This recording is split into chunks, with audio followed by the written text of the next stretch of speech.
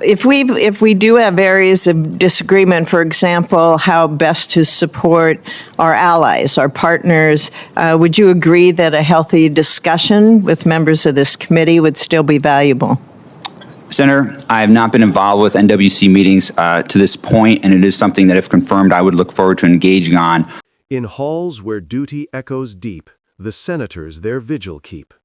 They speak of strength that guards the peace, of weapons built so war may cease. Mr. Velas Green stands firm, sincere. Engage with Congress, make it clear. Consult, don't merely notify, for shared resolve will amplify. A vow to modernize the shield, to guard the land, no inch to yield. From silos cold to circuits bright, our deterrents must endure the night. Then Mr. Payne, with reason's tone, speaks truth from data not his own. For bias blinds and truth we seek, let iron sharpen iron's critique. So through these pledges, bold yet fair, resound 5 minutes and 40 seconds. Thank you, Mr. Chairman. That's great. That's great. Thanks to our members of our panel today and to your families as well for your willingness to continue to serve this country. Mr. Velez Green, do you agree that Congress has a significant role to play in developing American security policy? Yes, Senator. If that's true, I've been disappointed with the quality of engagement this committee has had from the Office of the Undersecretary of Policy. And as my colleagues noted on Tuesday and also today, that wasn't the case with the first Trump administration. I strongly support peace through strength, and I know that you and I all share many of those same goals, including significantly increasing munitions production capacity.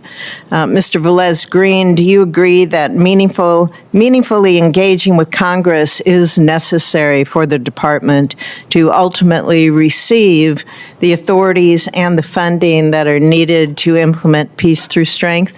Yes, Senator, and if I may, I would just offer my own deep respect for the Article 1 branch, and this committee in particular, the expertise of its members included.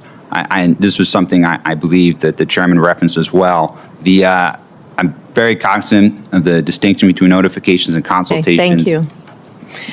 If we do have areas of disagreement, for example, how best to support our allies, our partners, would you agree that a healthy discussion with members of this committee would still be valuable?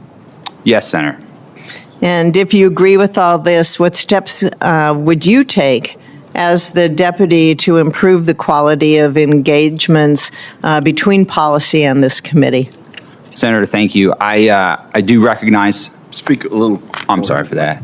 Not typically a problem I have. I do quite recognize the frustrations voiced today as well as earlier this week. If confirmed, you have my commitment to lean as far forward in engaging proactively with Congress, including on matters of consultation and not just notification, while of course doing my part to protect the Secretary's and the President's decision space.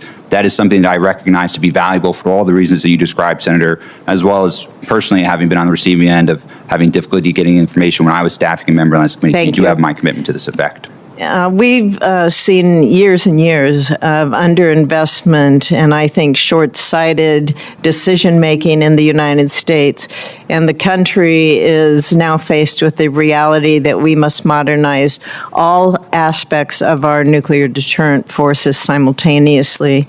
Mr. Velez Green, if confirmed, will you commit to working within the department and with this committee to fully modernize our nuclear forces, and that includes NC3 systems and infrastructure? Senator, if confirmed, I will be a fierce advocate for that. Thank you. As Undersecretary of Defense for Policy, you would become a member of the Nuclear Weapons Council, and in your role as the Deputy Undersecretary, you may be involved in working with the Council to execute their oversight responsibilities. What issues do you think are the most important for the Council to address? Senator, I have not been involved with NWC meetings to this point, and it is something that, if confirmed, I would look forward to engaging on. With respect to the specifics that I would encourage them to focus on, it really would be through the frame that you referenced. I do believe our nation's nuclear deterrent is the bedrock of our defense. I recognize we face very unique challenges sustaining the existing infrastructure while modernizing, developing, and fielding these new platforms, in addition to thinking about some of the more theater-specific options that you have led on. If confirmed, that is the framework within which I would approach this, and what I would be looking for are the pain points where additional leadership attention or resourcing would be required to break through, and I would be committed, if confirmed, to working closely with you and this committee to that end. I appreciate that answer. Thank you very much. Mr. Payne, thank you for meeting with me. I appreciated our conversations.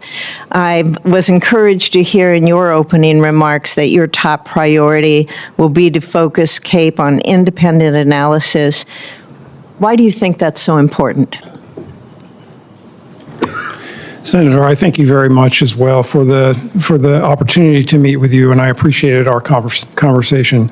I think it's extremely important, and I agree with you, that independent analysis is absolutely crucial. I think first and foremost, as Mr. Chairman mentioned earlier, so that it's not impacted by biases or other outside influences. And I absolutely think that red teaming and an iron sharpens iron perspective, both internal to CAPE and external to CAPE, are very important. And I would look forward to working with you and the committee to ensure that CAPE operates in that manner. Thank you very much. Thank you, Mr.